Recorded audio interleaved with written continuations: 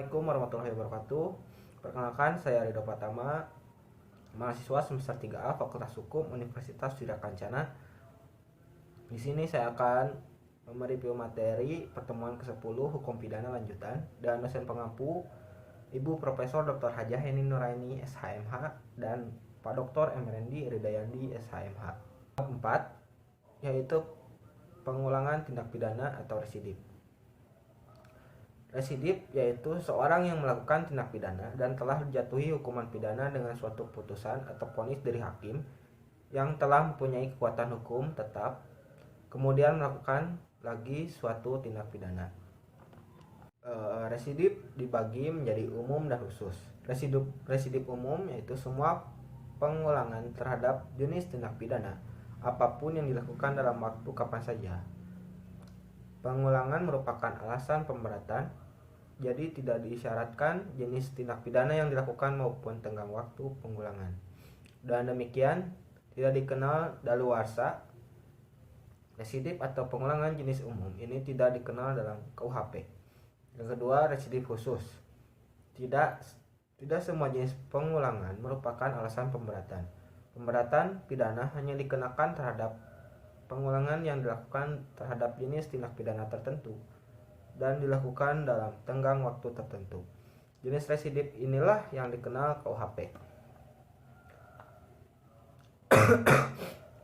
Residip ini hampir sama dengan konkursus realis, yaitu melakukan lebih dari satu tindak pidana.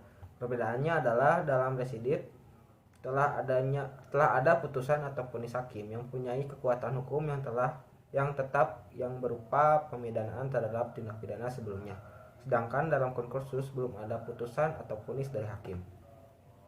Syarat-syarat residip adalah: pertama, kejahatan yang diulang harus sama atau sejenis dengan kejahatan terdahulu. Antara kejahatan yang terdahulu dan kejahatan yang diulangi harus sudah ada keputusan hakim yang berupa pemidanaan yang mempunyai kekuatan hukum yang pasti dan tetap. Ketiga, pelaku kejahatan dalam menjalankan kejahatannya harus merupakan pencaharian. Yang keempat, pengulangannya harus dilakukan dengan tenggang waktu tertentu yang disebutkan untuk pasal-pasal tertentu.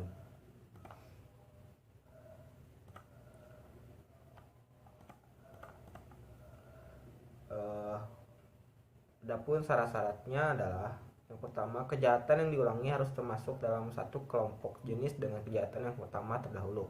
Kelompok jenis kejahatan termaksud adalah kelompok jenis kejahatan pada pasal 486 KUHP mengenai kejahatan terhadap harta benda dan pemalsuan.